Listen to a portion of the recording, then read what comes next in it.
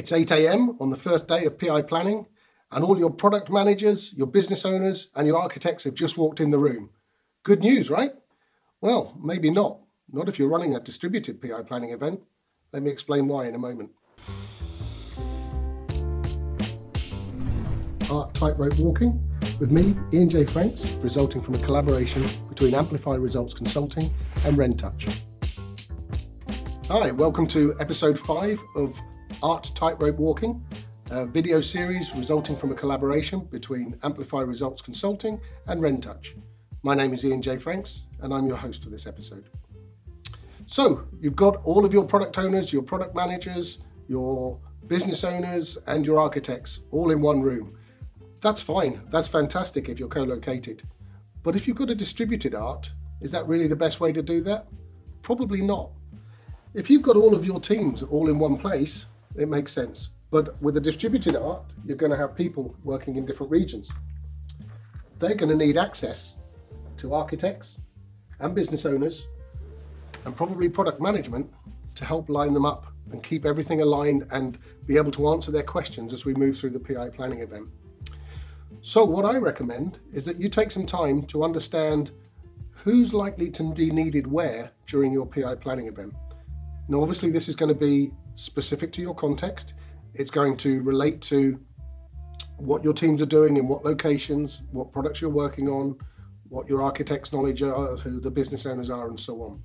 But I really recommend that you try and act as a distributed train by trying to get people roughly equally split between the locations that you're working with. It would also help then that you can present some of the business context meetings from each of those different locations. This really helps to show that you are one train rather than one main office with some satellites. Try and get things spread out. Make sure that the teams who are likely to have to do some planning when other teams are offline still have access to be able to answer their questions and be able to progress and move. Another thing you should consider that may have an impact on who should be based where is the results of your prioritization exercise. Depending on what your top features are for the PI planning event might change some of the context of who you need to have involved and where they need to be based. So do take that into account too.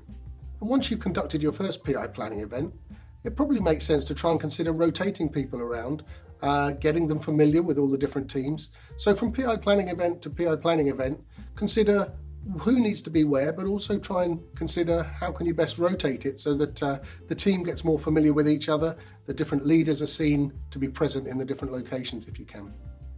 Similarly, you might also want to consider having the RTE in a different location from PI planning event to PI planning event, so that you are shown to be leading, if you like, the PI planning from a different point. This again helps to make the whole art feel like one, which is often a challenge when your team is very distributed across multiple time zones, as in the examples we've been looking at. In a future episode, I'll be talking about the importance of having a Proxy RTA or some local facilitation support. This is also something you should consider when traveling. Maybe if you have a lean agile center of excellence and you have coaches or people from that team who are providing some of the support, you might want to consider their travel plans as well and make sure that you've got some of those people based in each location so that they're able to support you throughout the event. So just a few ideas and a few considerations about who should be where and how you can best facilitate your PI planning event. I hope these ideas are interesting, helpful, and maybe spark some thoughts for you. If you've had other ideas or other approaches, we welcome the feedback. Do let us know. But until then, thank you very much for listening and stay safe.